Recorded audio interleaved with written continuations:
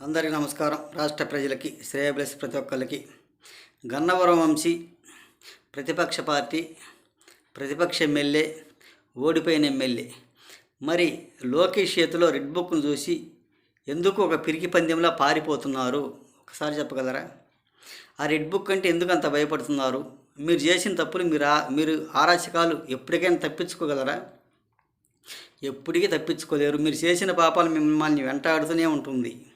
ఒకప్పుడు లోకేష్ గారిని ముద్దపప్పు, శుద్ధపప్పు, పండితపుత్ర, సుటహ అని నానా రకాలుగా ఎగతాళి చేశారు. పాపం ఆయన చాలా మంచి వ్యక్తి, చాలా మంచివాడు కాబట్టి మిమ్మల్ని ఇంత దూరం కూడా ఇన్ని రోజులు కూడా భరాయించుకోగలిగారు. మీరు చేసిన పాపాలు ఎప్పటికీ సరిపోవు కదా. అదేవిధంగా మీరు ఏమైనా అధికారంలోకి వచ్చిన మామూలుగా ఉండేది కూడా కాదు వ్యవహారాలు. మన రాష్ట్రం కూడా ఒకసారి ఆలోచించుకోండి. అప్పుడు మీరు ప్రతిపక్షంలో ఉన్నప్పుడే నానా రకాలుగా హింసలు పెట్టారు.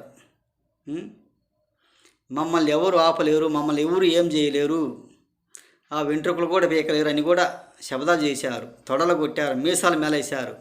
ఇప్పుడు ఏమైంది? మీ చిరునవ్వులు ఏమైపోయాయి? ఎందుకు పారిపోతున్నారు? మరి ఏమన్నా ఈ కైతంపులు రెడ్ బుక్ను చూసి పారిపోతున్నారు? ఇంతవరకు ఒకసారి ఆలోచించాలి. ఒక పిరికి పందిలాగా పారిపోతున్నారు వాళ్ళు. నోటీసు జారీ చేసినాక ఎప్పటికైనా తప్పదే గన్నవరం వంశీ. మీరు ఎవరెవరు ఏం చేశారు, ఎలా చేశారని ఒక్కసారి ఆలోచించుకొని రండి. మీరు అమెరికా పారిపోయాము, ఆస్ట్రేలియా పారిపోయాము, ఎన్ని రోజులు దాక్కుంటారు? ఒక్కసారి చెప్పండి. మీరు చేసిన అధికారాలు, మీరు చేసిన పరిపాలనలు రాష్ట్ర ప్రజలు ప్రతి ఒక్కరు చూశారు. ఎంత దారుణంగా చేశారు. టీడీపీ ఆఫీసులు పగలగొట్టడం, దారుణాలు చేయటం, దోచుకోవటం, ఇలా నానా రకాలుగా ఆరాచకాలు చేశారు. ఒక్కసారి ఆలోచించండి. మీ పనికిమాలిన వ్యవహారాలు ఏం చేయాలో, ఎలా చేయాలో అర్థం కాదు. మీ చిరునవ్వు ఎటుపోయింది, ఎటు పారిపోయింది మీ చిరునవ్వు? ఒక పిచ్చోళ్ళలాగా గడ్డం పెంచుకొని పిచ్చోళ్ళలాగా తయారైపోయారు అధికారం లేదని.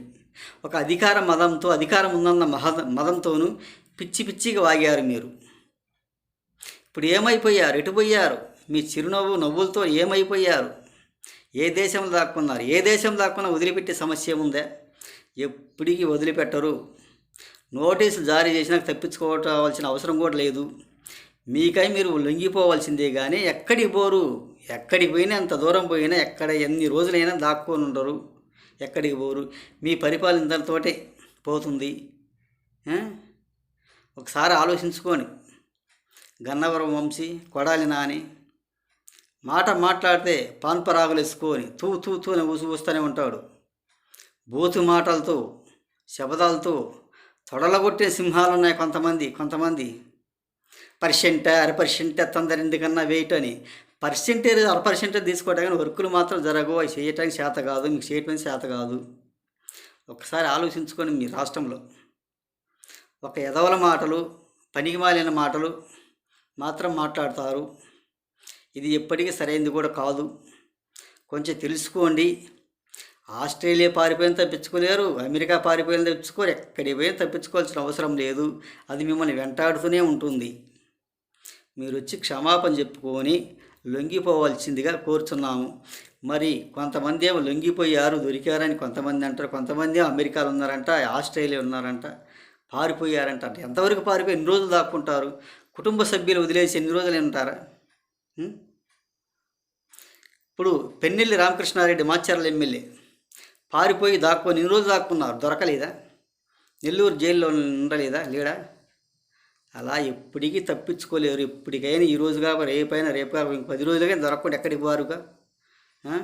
ఇన్ని దారుణాలు, ఇన్ని అరాచకాలు చేశారంటే ఎంతవరకు ఒకసారి ఆలోచించి చెప్పండి అని తెలియపరుస్తూ, ఇది చాలా మంచిది కూడా కాదు. రాష్ట్ర ప్రజలకి, శ్రేయోభిలాషి ప్రతి ఒక్కరికి హృదయపూర్వక ధన్యవాదాలు.